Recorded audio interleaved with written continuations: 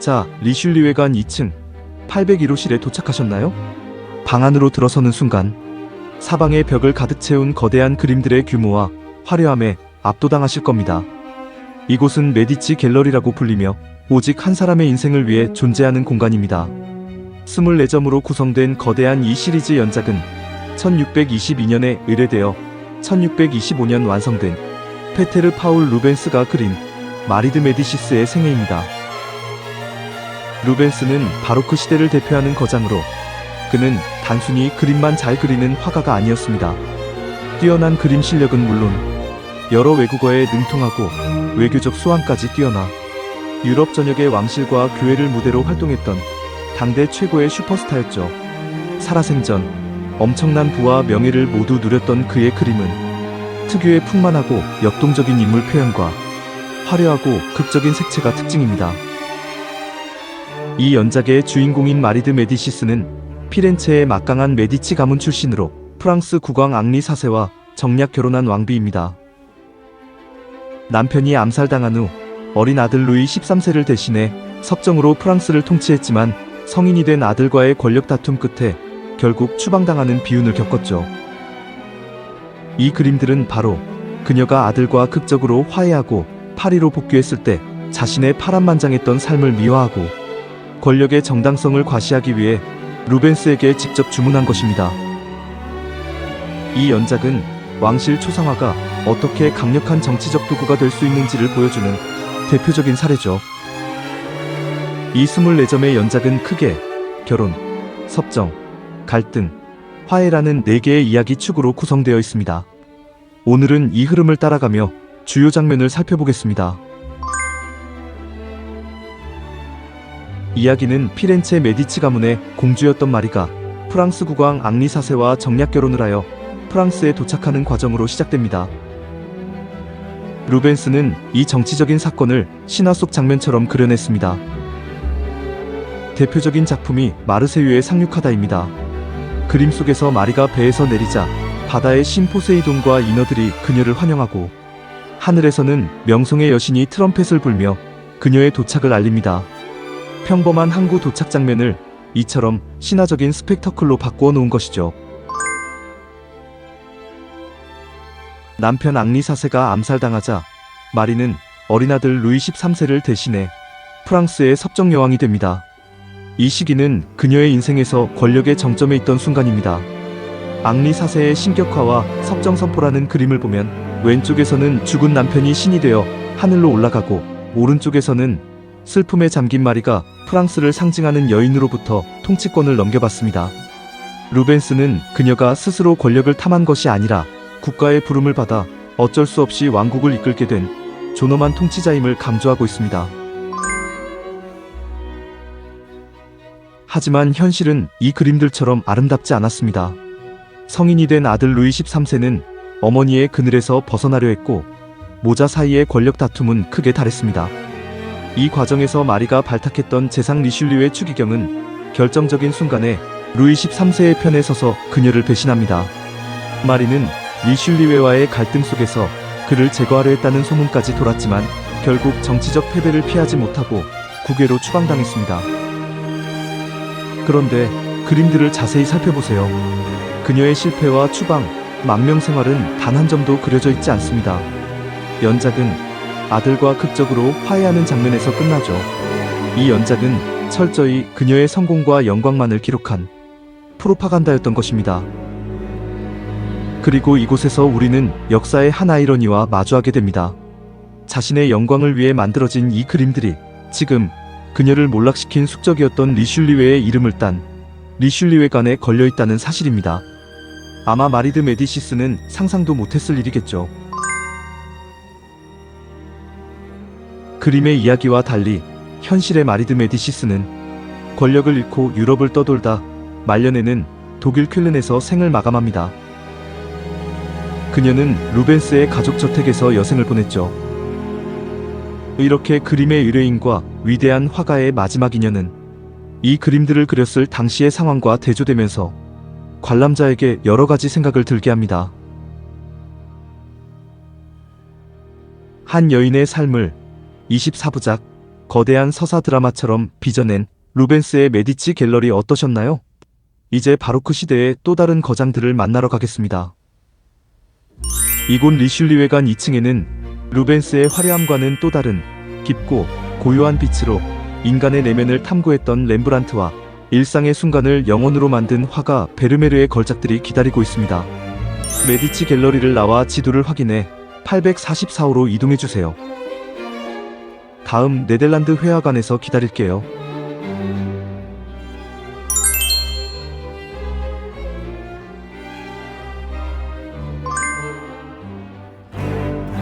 (844호실에) 도착하셨나요? 이 방에는 주로 렘브란트의 작품들이 전시되어 있습니다. 이전 루벤스의 화려하고 역동적인 분위기와 대비해 이 방에 들어서 렘브란트의 그림들을 마주하는 순간은 전시실의 공기 무게조차 달라진 것을 느끼실 수 있을 겁니다. 렘브란트는 빛의 화가이자 서양 미술사에서 가장 인간적인 화가로 불립니다. 그는 빛과 어둠을 단순한 명암 표현을 넘어 인물의 내면을 비추는 심리의 등불로 사용했죠. 그의 삶은 빛과 그림자처럼 극적으로 변화하는 삶이었습니다. 젊은 시절 암스테르담 최고의 초상화가로 엄청난 성공을 거두었지만 그의 예술적 야망은 평범한 초상화에 만족하지 못했습니다. 결국 기존의 틀을 완전히 깬 단체 초상화, 야경을 발표하면서 대중에게 외면을 받기 시작했죠. 연이어 사랑하는 아내와 자식들을 잃고 무리한 미술품 수집으로 결국 파산하는 등 그의 말년은 고통과 시련의 연속이었습니다. 하지만 역설적이게도 렘브란트의 가장 위대한 걸작들은 바로 이 고통의 시기에 탄생했습니다.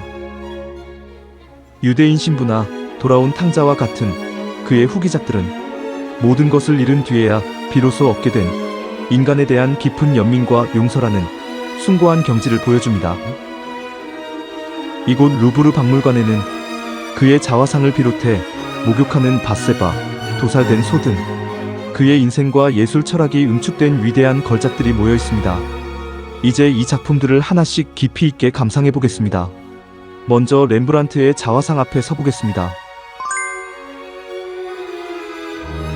지금 보시는 작품은 1660년경 제작된 화가로서의 자화상입니다. 렘브란트는 유화, 판화, 드로잉을 포함해 평생 80점이 넘는 자화상을 남겼습니다.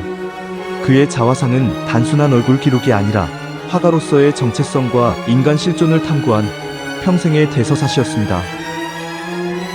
초기의 자화상 속 렘브란트는 화려한 옷을 입고 자신만만한 표정으로 자신의 성공을 과시했습니다. 하지만 세월이 흐르며 그의 자화상은 점차 내면으로 침잠합니다. 지금 우리 앞에 있는 이 자화상은 모든 것을 잃은 한 늙은 화가의 모습을 담고 있죠. 하지만 그의 표정을 보세요. 가난과 고통에 찌든 모습 속에서도 화가로서의 존엄과 삶을 꿰뚫어보는 듯한 깊은 통찰력이 느껴집니다. 잠시 그의 눈동자를 직접 마주쳐보세요. 400년의 시간을 넘어 지금도 렘브란트의 감정들이 보이는 것 같지 않으신가요?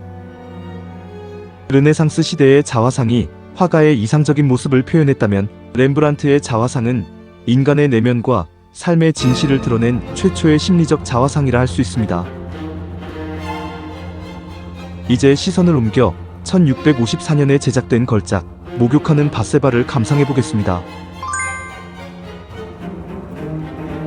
이 그림은 구약성서 사무엘하 11장에 나오는 다윗 왕과 밧세바의 이야기를 배경으로 합니다.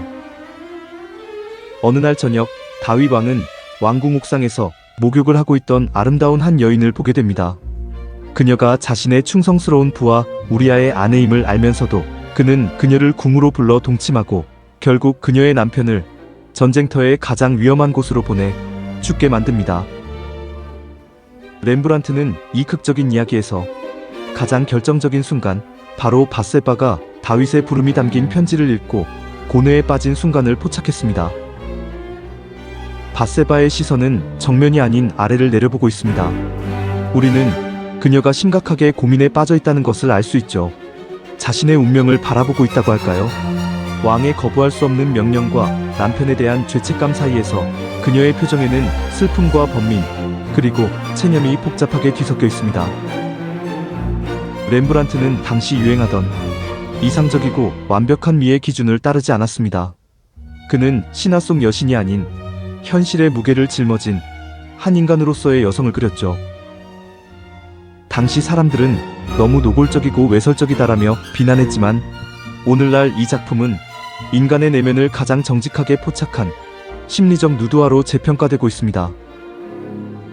다음은 1655년에 그려진 강렬하고 독특한 작품 도살된 소를 보겠습니다. 어두운 공간에 껍질이 벗겨지고 갈비뼈가 드러난 소 한 마리가 붉고 거친 살을 드러낸 채 매달려 있습니다. 이 작품은 루브르 소장품 중 가장 충격적이면서도 후대의 현대 미술가들에게 가장 많은 사랑을 받은 그림 중 하나입니다. 이 그림은 인생 무상을 뜻하는 바니타스의 상징이자 돌아온 탕자의 용서를 위한 희생 제물 등 여러 가지로 해석됩니다. 화면 전체를 가득 채운 소의 몸은 단순한 정물이 아니라 희생과 구원을 떠올리게 하는 제단화처럼 보입니다. 당시 사람들은 이 그림을 기괴하고 추하다고 여겼지만 화가 샤임 수틴이나 프랜시스 베이컨 같은 후대의 많은 화가들은 이 작품에서 큰 영감을 받았습니다. 그들은 렘브란트가 소의 육신을 통해 표현한 고통과 희생, 그리고 그 안에 담긴 숭고한 생명력에 깊이 매료되었던 것입니다. 이제 다음은 고요하고 투명한 빛의 화가 베르메르를 만나러 가보겠습니다. 렘브란트의 어둡고 깊은 호흡과는 전혀 다른 일상의 빛이 펼쳐질 것입니다. 옆방 843호 방향으로 복도의 여러 전시관을 지나면 837호가 나옵니다. 그곳에 전시된 베르메르의 작품 앞에서 뵙겠습니다. 이동하실게요.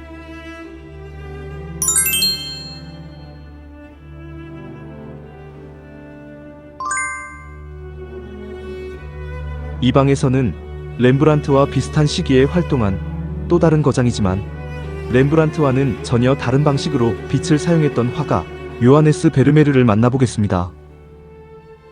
렘브란트의 빛이 영혼을 파고드는 극적인 스포트라이트라면 베르메르의 빛은 창가로 스며드는 아침 햇살처럼 고요하고 투명합니다. 베르메르 예술의 핵심은 고요한 빛을 통해 지극히 평범한 일상의 순간을 마치 영원히 멈춰버린 듯한 숭고한 아름다움의 경지로 끌어올리는 데 있습니다. 베르메르는 평생 네덜란드의 작은 도시 델프트를 거의 떠나지 않았고 현재 약 35점의 작품만이 진품으로 인정될 만큼 적은 작품만 남긴 화가였습니다. 전 세계에 몇 점 없는 그의 귀한 작품 중 2점을 이곳 루브르에서 만날 수 있다는 것은 정말 큰 행운입니다. 그는 생전에는 큰 명성을 얻지 못했고 사후에는 거의 200년 동안이나 잊혔다가 19세기 후반에 와서야 재발견되었죠. 이 때문에 그는 델프트의 스핑크스라는 신비로운 별명으로 불리기도 합니다. 이후 그의 작품에서 영감을 받아 만든 소설과 영화, 진주 귀걸이를 한 소녀 덕분에 우리에게도 친숙한 화가가 되었고 최근에는 익명 그래피티 예술가로 활동하는 뱅크시가 그의 작품을 패러디하면서 더 유명해졌죠. 먼저 아주 작은 크기의 그림, 레이스 뜨는 여인 앞에 서보겠습니다. 이 작품은 베르메르의 모든 작품을 통틀어 가장 크기가 작습니다. 그렇기 때문에 여러분도 그림에 가까이 다가가 눈을 집중해야 합니다. 그러면 마치 여인의 숨결까지도 느껴질 것 같은 고요한 집중력이 그대로 전해지실 겁니다. 그림 속 한 젊은 여인이 세상의 모든 소음이 차단된 듯한 공간에서 오직 자신의 일인 레이스를 뜨는 것에 완전히 몰두해 있습니다. 그녀의 미간과 손끝에 집중된 시선은 관람객마저 숨을 죽이게 만들죠. 베르메르는 이 순간을 포착하기 위해 카메라 옵스큐라라는 광학장치를 사용했을 것으로 추정됩니다. 그 증거가 바로 그림 앞쪽에 흐릿하게 표현된 붉은 실과 흰 실입니다. 이 흐릿한 전경 덕분에 우리의 시선은 자연스럽게 여인의 손과 얼굴로 이끌립니다. 이제 바로 옆에 있는 또 다른 걸작, 천문학자를 감상해 보겠습니다.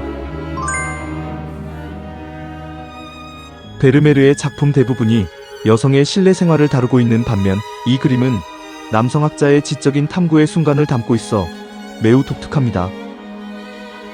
이 작품은 독일 프랑크푸르트에 있는 지리학자라는 그림과 쌍을 이루는 작품으로도 유명합니다. 밝은 빛이 쏟아져 들어오는 창가에서 한 천문학자가 손으로 천구이를 부드럽게 돌리며 무언가를 막 발견한 듯한 표정을 짓고 있습니다. 학자가 바라보는 천구이를 따라 여러분의 시선도 함께 움직여 보세요. 방 안에 놓인 천구이가 환하게 빛나는 듯한 느낌을 받으실 겁니다. 그림 속 벽에 걸린 그림은 아기 모세를 발견하는 장면입니다. 이는 고대 이집트의 지혜를 상징하는 동시에 새로운 발견이라는 작품의 주제와 연결됩니다.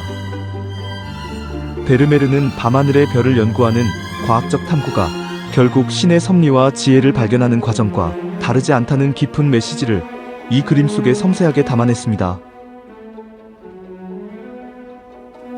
이것으로 리슐리회관에서 꼭 봐야 하는 회화 작품은 모두 소개해드렸습니다.